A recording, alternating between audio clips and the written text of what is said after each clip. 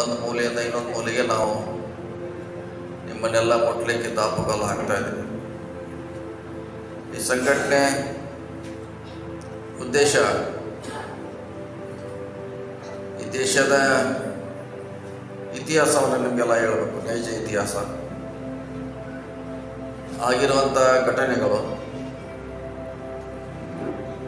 ಸಾವಿರಾರು ವರ್ಷಕ್ಕಿಂತ ನಿಮಗೆ ಮುಖ್ಯವಾಣಿಗೆ ತರಲಿಕ್ಕೆ ಹೋರಾಟ ಮಾಡೋಂಥ ಮಹಾನ್ ನಾಯಕರು.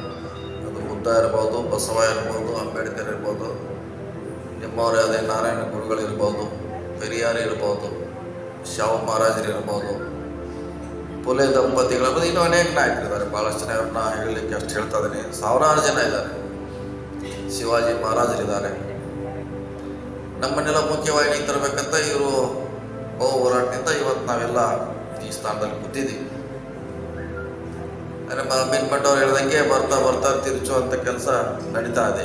ಈ ಹೃದಯ ನಿಜವಾದ ವಸ್ತುಸ್ಥಿತಿ ಬೇರೆ, ನಮಗೆ ಬಂದು ಮುಟ್ಟುವಂಥ ವಸ್ತುಸ್ಥಿತಿ ಬೇರೆ ಆಗಿದೆ. ಹೀಗಾಗಿ ಈ ದಿನ ಜನರಿಗೆ ತಿಳುವಳಿಕೆ ಹೇಳಬೇಕು ಅನ್ನೋ ಕಾರಣಕ್ಕಾಗಿ ಈ ಸಂಸ್ಥೆನ ನಾವು ಹುಟ್ಟಾಕಿದ್ವಿ. ಇದರಿಂದ ನಾವು ರಾಜಕೀಯ ಮಾಡಬೇಕು, ರಾಜಕೀಯವಾಗಿ ನಮ್ಮೆಲ್ಲ ಅದಕ್ಕೆ ನಾನು ಮಾಡಿದ್ದು 10 ವರ್ಷಗಳ ಹಿಂದೆ. ಅದಕ್ಕೂ ಪೂರ್ವದಲ್ಲಿ ಕೂಡ ನಾವು ಇದ್ರ ಬಗ್ಗೆ ಹೋರಾಟ ಮಾಡ್ತಾನೆ ಇದ್ವಿ. ಇದೇನು ಹೊಸದಲ್ಲ. ನಾವು ರಾಜಕೀಯವಾಗಿ ಬಂದೀವಿ ಅಥವಾ ಮುಂದೆ ನಮಗೆ ರಾಜಕೀಯ ಲಾಭ ಆಗ್ತಲ್ಲ.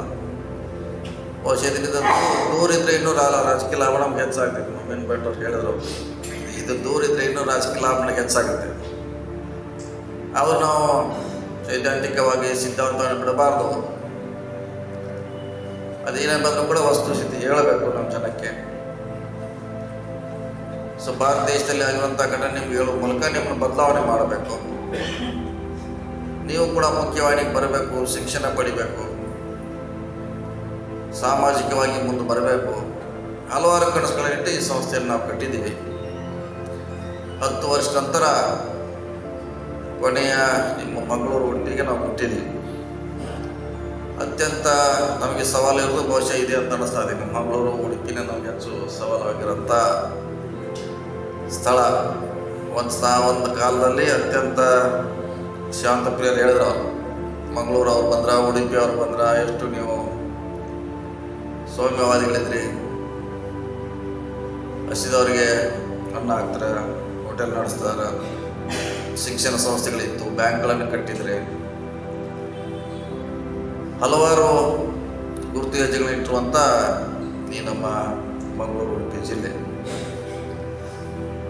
ಬೇರೆ ಕಡೆ ಇದೆ, ಇಲ್ಲ ಇಷ್ಟು ವೇಗವಾಗಿಲ್ಲ, ಆದರೂ ಕೂಡ ಬೇರೆ ಕಡೆ ಇದೆ, ಇಲ್ಲ ಅಂತ ಹೇಳಲಿಕ್ಕೆ. ಅಲ್ಲಿ ಬೇರೆ ರೀತಿಯಿಂದ ನಮ್ಮನ್ನು ದಾರಿ ತಪ್ಪಿಸುವಂಥ ಕೆಲಸಗಳನ್ನು ಮಾಡ್ತಾನೆ ಇರ್ತಾರೆ.